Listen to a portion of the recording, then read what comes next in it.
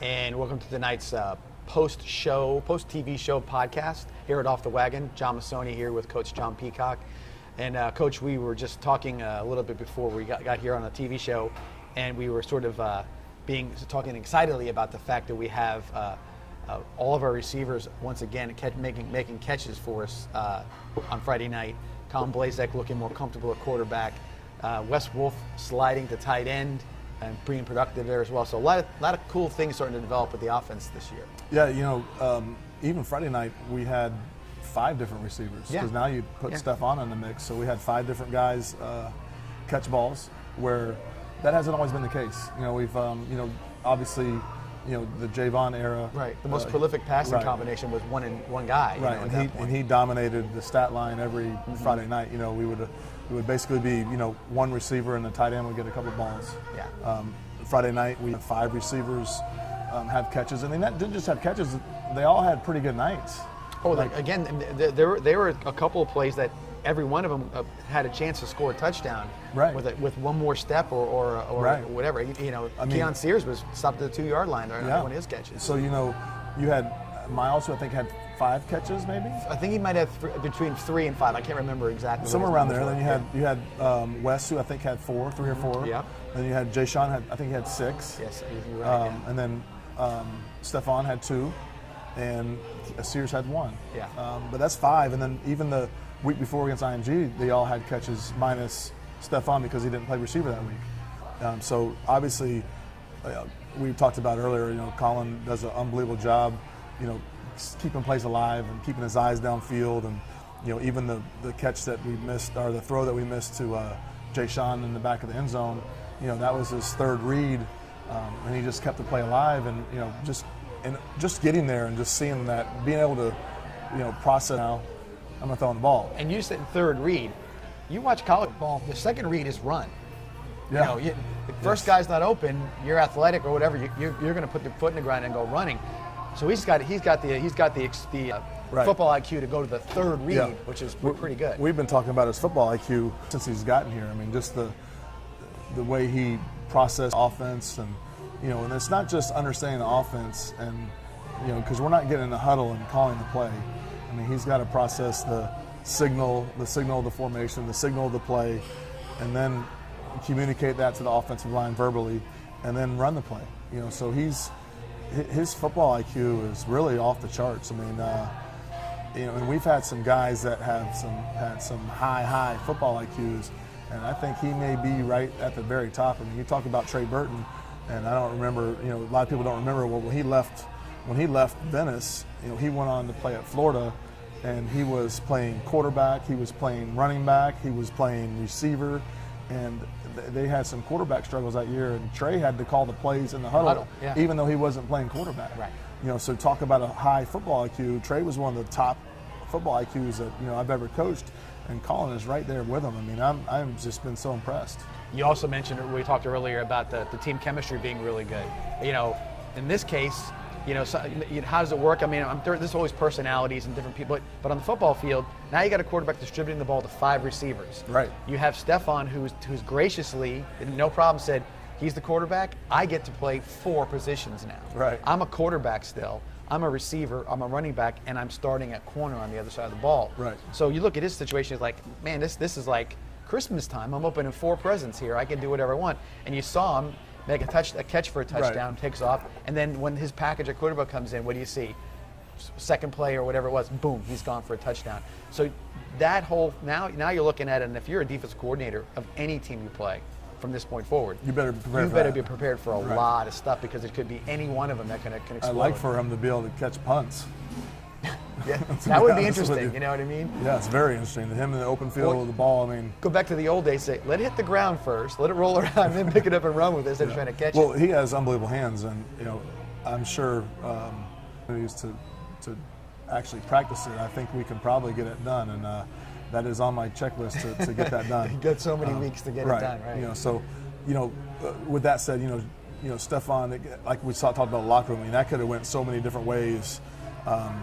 For Stephon, but he has been, and not just Stephon. You got Carson Smith, who's also playing quarterback. Yes, the room, and just been just the character of those guys and the character of our team. I'm just so happy because that's one of the things as a coach. I mean, don't not take away the wins and losses and all that stuff. I mean, at the end of the day, it's like, what kind of team do we have? And what kind of what lessons are we learning? And are we really truly a family? Do these kids really, really, truly care about each other? And I can tell you, man, I really think they do. And we've had some fights, but the fights are like something like a brother would and have. Your family, because right. Not fist fights, but like you spend I'm mad at me. Like exactly that's what I say. You spend enough time with somebody, and you're close enough with somebody, you're going to argue. You're going to have issues. Yeah, you're going to have issues. And just really, really pleased with how everything's kind of shaping out. Team chemistry, going back to the state championship team, you can't win a state championship without having that chemistry. At least when I watched it, you could see the team chemistry because sometimes you see like everybody's going to have a best friend in the team. Everyone's going to know they're the position guys. But I would always see like in that team in particular, the same guys were never talking together after the game. I was like, all of a sudden I see cornerback talking to the old lineman talking to this, and there was a lot of, everybody it was never the same group of guys all talking after the games. Right. And I thought that was always pretty cool. And I also just loved the way they picked each other up. You know what I mean? The state championship year. I mean, you could feel it, and I think one of there was a couple of games that stood out for me that year was one, the Braden River playoff game where we kind of put ourselves in a hole at halftime, and those guys are just like, man, I mean, they looked to Bryce and they knew Bryce was not going to let them down, Right. And then on defense they looked to Tyrone Barber and they knew Tyrone Barber wasn't going to let them down, and then when even the St. Thomas game we put ourselves in the bind there. I mean, as well as we played, we really did some bonehead things where we had to start the game off and we move the ball downfield in the field goal range and we get a field goal block for a touchdown. Right. I mean, that could have been the end of the game right there. Yes, a lot of teams it would have been. Right, because now a lot of teams it would have been, but they refused to lose, they refused to quit, and I don't know if we're not there yet. We're not there as far as the mental part of like, hey, we're not quitting. We're not doing this. But I think I do think the IMG game. I don't think we quit. I don't think we ever quit. We scored late. I mean, I'm not saying that's. And those guys were in there. They didn't stop. They never pulled their starters, and I thought we fought the whole game. Obviously, we made way too many mistakes. Kind of same mistakes we made this past Friday. We had bad snaps. We put the ball on the ground. We gave up. We missed tackles and gave up big long touchdowns. But I think we reduced those this week. Obviously, Reigns isn't as good as IMG, but at the same time, Reigns or IMG had nothing to do with us putting the ball on the ground and nothing to do with us having bad snaps. But every time it was in the backfield. It was either a snap or it was an exchange. It wasn't a hard hit. Oh, maybe DJ's first fumble when the kid came from behind and punched it out on him for the IMG game would have been one of them. But even that game, I mean, that was just those. I mean, you carry that. You're a football. You're a running back. Eventually that's going to happen. Well, even in that play, 3 guys are converging on him. He's looking to his left. He's like, this guy's going to punch it out. All of a sudden, here comes a guy flying behind him. And he's actually going to cover the ball. Right. With the He's doing what he's supposed to do. So sometimes those things are going to happen. Sometimes those things are inevitable. Even this past Friday, like when Dylon had his fumble. I mean, the defender put his hat right on the ball. Yeah, and sometimes it happens. And it just so happens, it's happened to us twice in 2 weeks consecutive. We've talked a ton about this in 2017 when we won the state championship. The most impressive stat we had is we had 1 fumble with our starting offense, and that was Bryce Carpenter diving in the end zone against Palmetto trying to reach the ball out for a touchdown. And we talk about it now, but we wouldn't talk about it back then because we don't want to jinx anything. Right. But I mean, 1 fumble with the starting offense and a 15-game season, and it was a quarterback trying to put the ball over the end zone. Also, 3rd week in a row, you've got a team that you have no film on. Yeah. The first game out. Obviously, we talk next week. That's not going to be a problem. A review on the schedule. We should have film, and we know them pretty well. Well, this is more or less that we probably have a little bit better idea with this team. The first 2 weeks now, we're playing a team that has a new staff and no film. And week 2, no new staff and no film. And then week 3, now same staff, no film. But you this year, so we have a little bit better idea. Unless they change some things up, which is possible. We've changed our offense before. And I think every year. I mean, that's a credit to the coach, you and the coaching staff. You're always sort of making minor adjustments or whatever every year because you got to fit the talent. Right, we're always going to adjust to who we have, and obviously, we're talking about the receivers. We got a great receiving core, and we're going to try to get the balls to those guys. You really, if you didn't, people would say you're crazy, because you look at them out there like, so why are we not getting these guys the ball? Well, now you look at it and you say, we are. I mean, it's 2 games in, and you've already proven that ball's going to get spread out. And once again, any one of those guys, it's a home run. They can go all the way. And we got 2 really good running backs. Absolutely. So, it's like we don't really have enough footballs, but they're all, like I said, they're all. We got a great team atmosphere, and they're all. They all fight for the ball, and they want to be that, and that's good. Yeah. But one thing we talked about Javon Hiley is going back to him, the best receiver to ever put on a uniform in the state of Florida, not just in Venice locker room, but in the state of Florida. We're playing a state championship game. He's like, Coach, don't throw it to me anymore. They're double teaming me. Just let them double team me all night and run the ball. Keep running it. And in my mind, I'm like, no, I'm getting this guy a touchdown. Like, I am getting him a touchdown somehow. We're going to figure this out. And we were able to do some things with some motions out of the backfield to get him single coverage, and had a big night. Never got him in the end zone, which I do regret that a ton. But but just that character, like, don't forget about me. Let's go get this ring. Yeah, right. Let's get the ring. No, that's been, and go back about DJ Escort. Talk about staying in there. He didn't start on Friday night. Didn't touch the ball to the second quarter. Still had over 100 yards rushing. So you say, you come in the game and you're coming in, it's my turn, and taking the ball by the horns and really making some nice plays. Well, you fumble the ball, it might be a while for you to see it again. But but you're looking at it, and somebody, you've seen it, especially at this age, you hang your head a little bit because I thought it wasn't my fault or whatever it may be. No, my turn. I'm off to the races, and and I think that's again a testament to all these kids. I think they realize there's enough to go around that they're all going to get their touches, and it's going to be great. He had a good rushing total that night. Offensive line, we made changes last week. Talk a little bit about those changes and how you feel about them going forward. Well, we have a freshman starting at right guard, and Matthew Peevely, which you already said is not nowhere first time ever. Right. First time we've ever had a freshman start at offensive line position.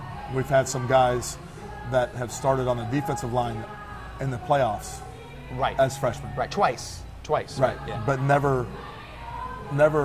Hey, you're about youth football. I'm just saying. There's no reason for it. You line up against the guy in front of you. He's bigger. He's bigger and stronger than everybody. Right. They probably say, hey, you take that guy, move him out of the way. Mm-hmm. He probably doesn't. But in high school, you just can't do that. Not with the type of folks that we're playing. Now, with that said, I mean, he's not your normal freshman. I mean, he's 270 pounds and he bench presses 340 pounds. Right. He may be the strongest person to ever roll through here. And I don't know. I don't know what Donnie Young's numbers were. Probably have to ask some of the. Yeah, I mean, but as far as the last 21 years, I mean, you're talking Dusty Bear, but we've never had probably the strongest guy is Hewitt as far as during the season, as far as upper body and things like that. It's probably Jared Hewitt, and Barber was, his lower body strength was unbelievable. So, but he'll probably be the strongest guy to ever play at Venice. But like again, I don't know what Donnie's numbers were, but I think Donnie. I know he was like out of the world, and when he's at UF. Yeah, no doubt. Yeah. And back in the day, the weight room at Venice High School wasn't quite the weight room it is right now, too. So he's going to get the advantages of having a facility that's, second to none as far as high school is concerned. But we're going to have a little bit of growing pains, obviously, because we're young. We only have one senior in the offensive line. We have a good senior, and who's come a long, long way. I mean, Ethan didn't even start as a freshman on the freshman team. Talk about a guy who was the exact opposite, who came in and like, okay, you got the size, the bulk, but he was not even close to doing that. He's come a long way, and what we're trying to do is we're trying to get better each day at practice. We're trying to, that's one thing we knew going into the season. The way we did is we are not going to be really sound on the offensive line because we didn't have that time to focus on these are our steps. We had literally 8 practices to know where the heck we're going and who to block. So now starting this week, we're able to spend a little bit more time on hey, we're false stepping, we're not stepping correctly, we're not getting hip to hip, we're not moving our feet in pass pro. So we got a lot. We're getting a lot better, and we're really focusing on that. And I think you're going to see a big improvement. Now, once this group gets all that down, we'll have a pretty special group. As far as up front. Your comment to me before the season started was like, we're big, we're decent, we're strong. We're strong. Yeah. So that's just a matter of how they progress with what you're talking about, technique and all the other things with the practice. All right, we're about the halfway point of the podcast, so we're going to take a quick 1-minute break for some sponsors. And then we'll come back here and come back for our second part of our podcast. See you back here in a minute.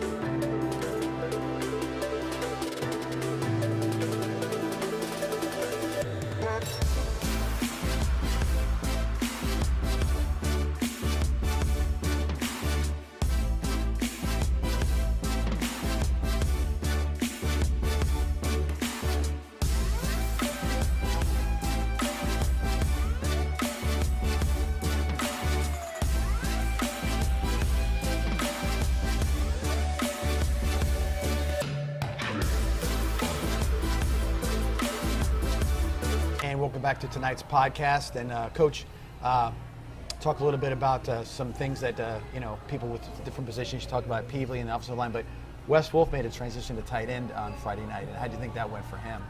It went really well. Wes is very, very coachable. Probably one of the most coachable kids we've ever had. I mean, just he trusts. I mean, I think that's one thing to be coachable is you need to trust, and he's really trusted us. He has done a great job. I mean, kid going from wide receiver to tight end. That's a totally different world. I mean, you're basically an offensive lineman when you're playing tight end. And he made the comment to me, I think, like Monday. He's like, Coach, he said, this is a little different. This is a different kind of tired. He's like, now I realize why Fryer always had that look on his face during practice. And I said, it's definitely different. Different world when you're having, you're moving bodies around, and people are trying to move you around, and you're being physical every play. Is different than lining up and running around. But it's where he's going to live when he goes to Maryland. Oh yeah. So it's a good chance for him to learn. He's going to be really, really special.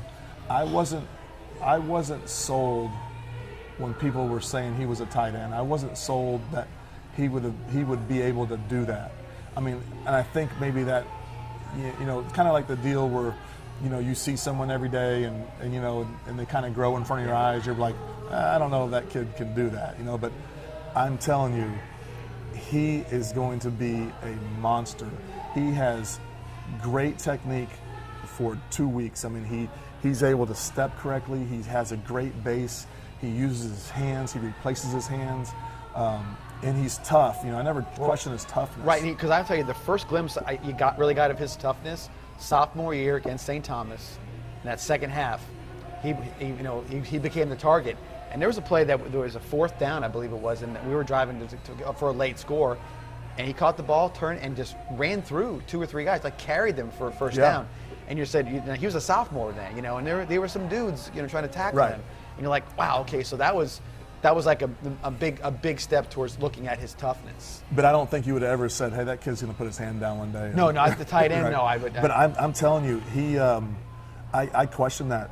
You know, when people were saying, "Hey, he's going to be a tight end, and he's going to put his hand on the ground," and I was like, you know, I don't know how that's going to turn out when he gets on campus. But I'm telling you, he's going to be special. Like, he is going to be special. I mean, with 2 weeks of doing it, and because it is a different world. Yeah. He's going to be the real deal. I mean, he's going to be.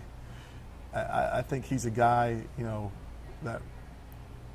You know, I don't want to speak too soon, but he may be a guy that we see on Sunday. Transitionally, you look at a lot of guys. You know, they're tight ends to start with because they're big kids and maybe they catch the ball once every 5 games. Right. So a lot of times you see tight ends that you're a blocker or you're this. So he's already established his receiving skills. Yes, and he's got an unbelievable catch radius. Absolutely, he's making catches. You know, again, that's one thing he's always made is he has great hands. He catches the ball the right way, and now you're saying, okay, well, we're going to take you from going from outside to inside. Normally, that's not the case. You don't see a guy go from wide receiver to tight end.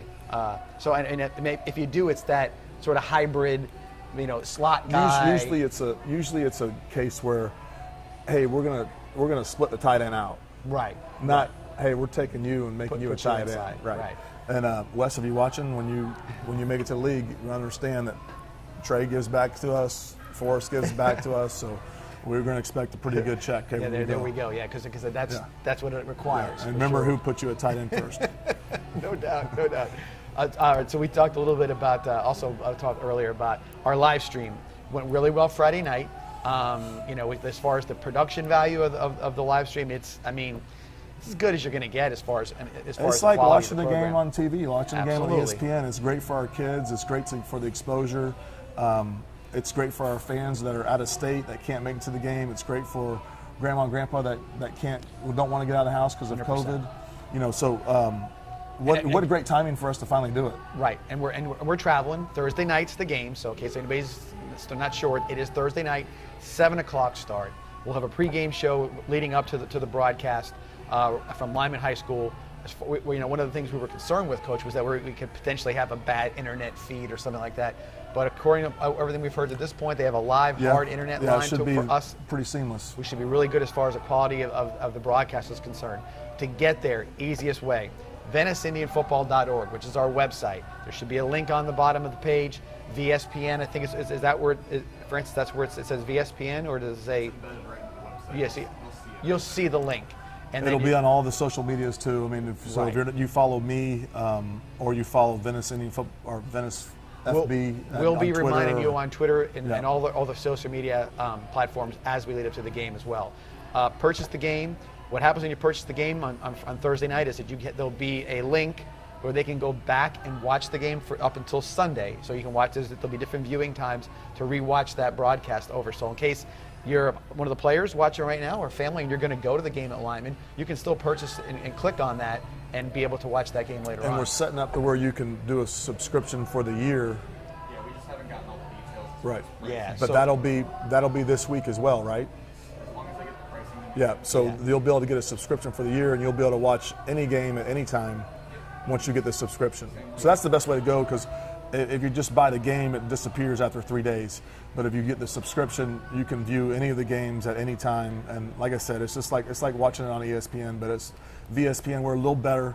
We don't like to brag, but a little better than ESPN. So, you know, it's well worth your money. No doubt. And the thing about it too, so this is like it's a work in progress, like anything else. We're working on the fly here. But the first thing we were concerned with, and I think with our Vibrant Aspect Media guys, was to make sure the quality of it was good. You don't want to turn onto something and say, well, we're trying something, and it doesn't look right. It does look right. It sounds right. So that was the most important thing. And now we're getting all the rest of the stuff up and running and moving smoothly. And I hopefully, like I said, this is something that, I mean, it may not be to the magnitude this year because obviously COVID being an issue for us. We're trying to make sure that we are still doing some home games, or doing all the home games as well, because we know that we're limited as far as fan capacity, and we obviously there's a lot of, listen, all the fans out there, I think you could say the same.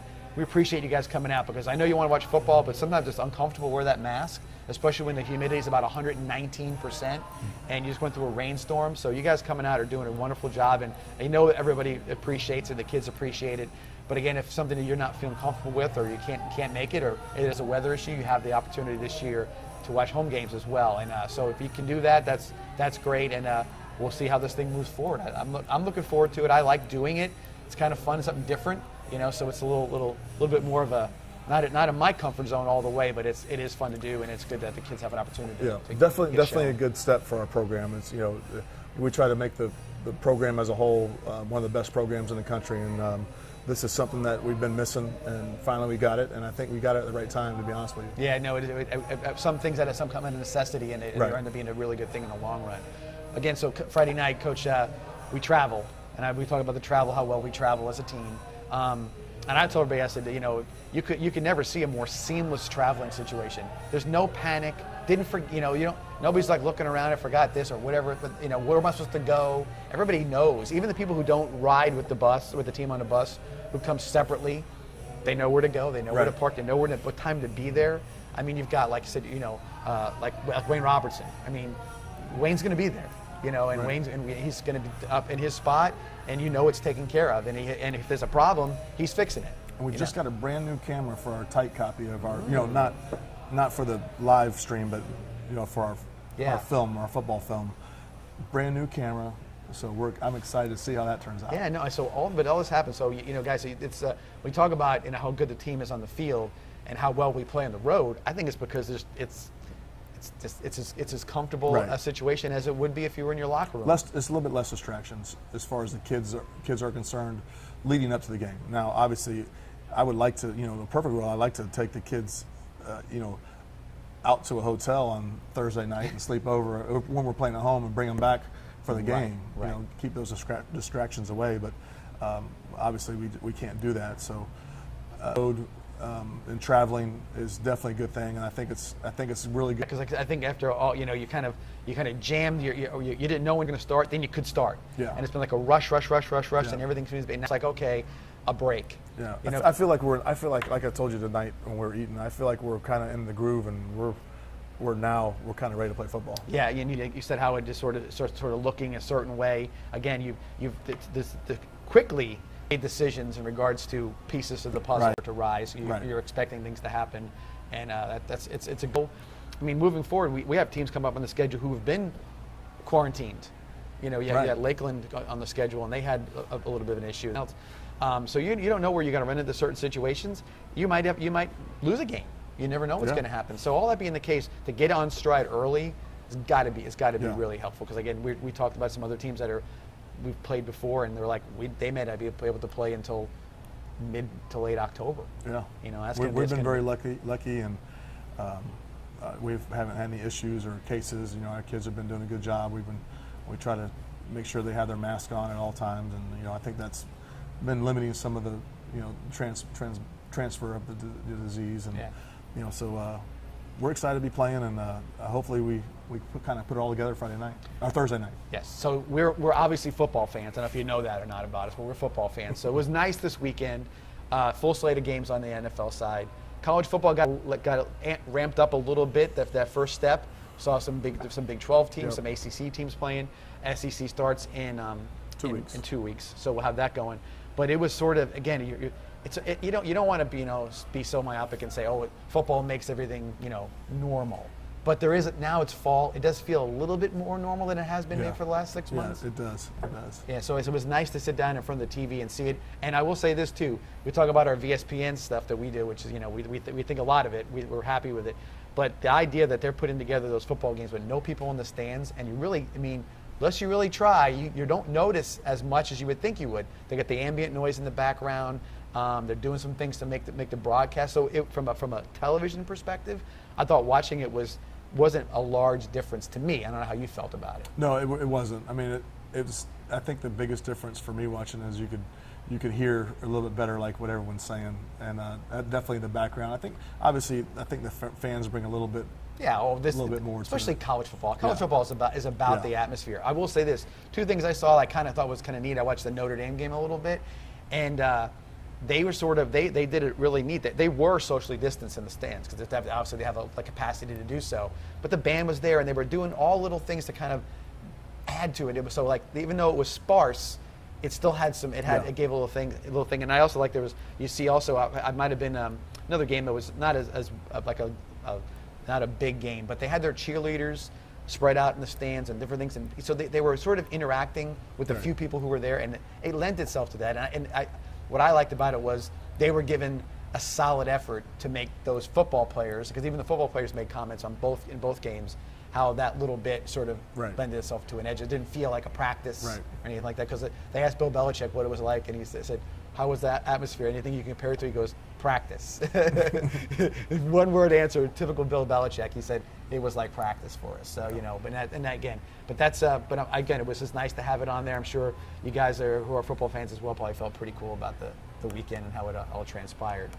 All right, so I think we're at the 30-minute mark. Are we good? All right, so guys, we appreciate you always join us for anything we do. Podcast, obviously the coaches show, which is always on 7:30 Thursday night, Comcast Channel 20, Verizon and Frontier Channel 33, and of course you can watch it on Vibrant Aspects Media on demand. Yeah, and we're going to put the coaches show on tomorrow night. It'll be on Vibrant Aspect Media on the YouTube channel.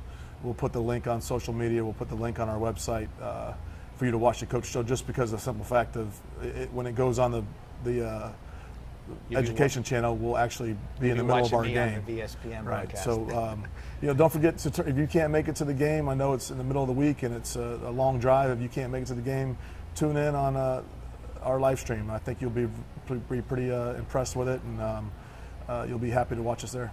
And again, thanks to Tommy and his staff here at Off the Wagon for hosting 3 things now, actually. If you think about it, it's the coaches show, it's the pregame show, and it's the podcast. So we've got so we appreciate him and the staff as always, and all of our sponsors.